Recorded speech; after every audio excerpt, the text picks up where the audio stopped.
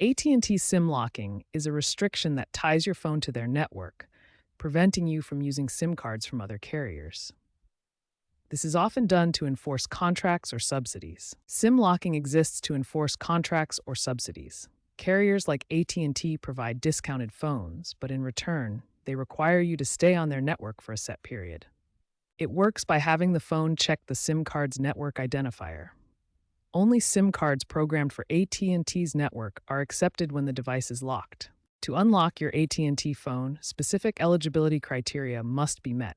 We'll explore these requirements step by step, starting with an overview of the unlocking process. The first requirement is that your device must be fully paid off.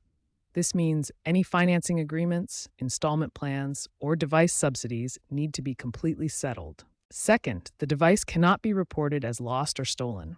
AT&T checks their databases to ensure the phone isn't associated with any theft or fraud reports. Third, your account must be in good standing. This means no outstanding balances, no service interruptions, and your account should be active and current. In addition to these criteria, waiting periods apply depending on your plan type. For postpaid customers, you'll typically need to wait 12 months after device activation before unlocking. For prepaid plans, the waiting period is usually 6 months of continuous service.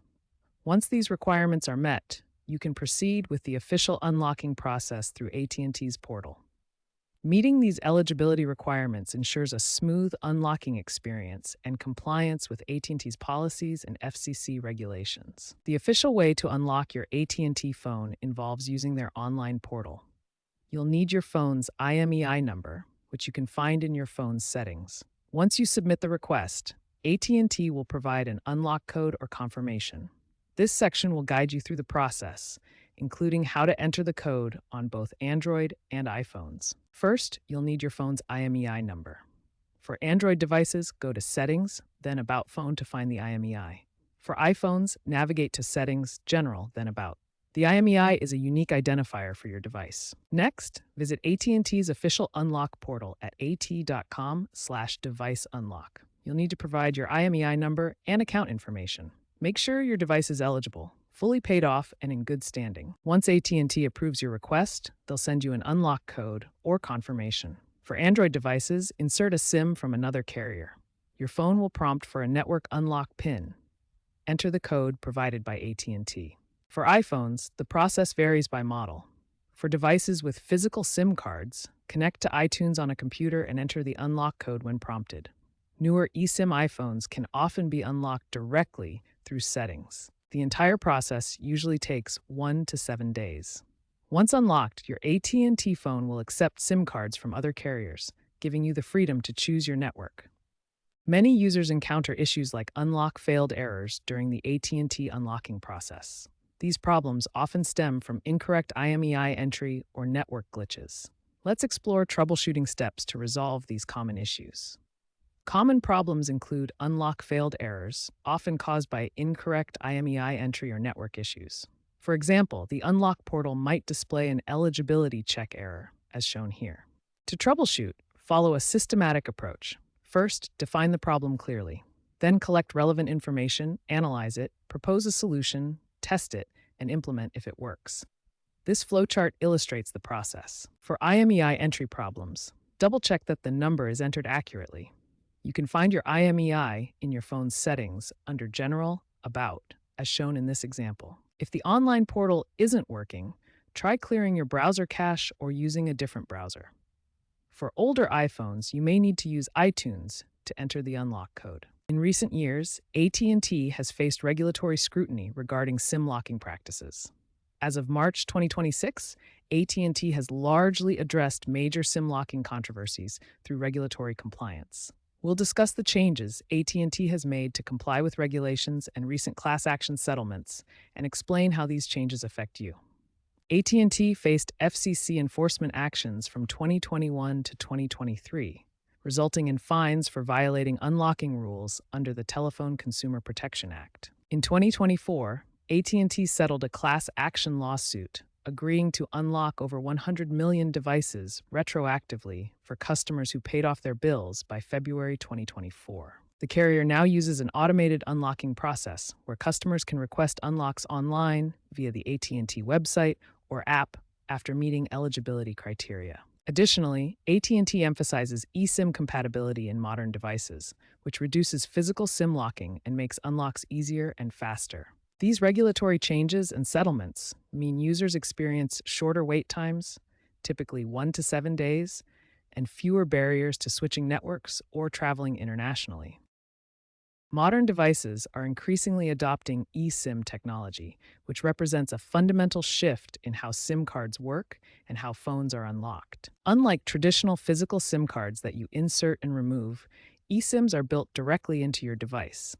They're software-based digital SIM cards that can be programmed and reprogrammed without physical hardware changes. Here's a comparison showing how eSIMs differ from physical SIM cards across key features like activation, installation, and connectivity. Notice how eSIMs offer more flexibility and convenience.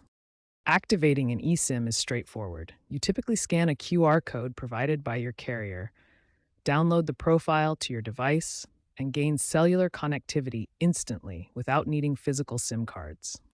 Inside modern smartphones, the eSIM is a small chip soldered onto the circuit board.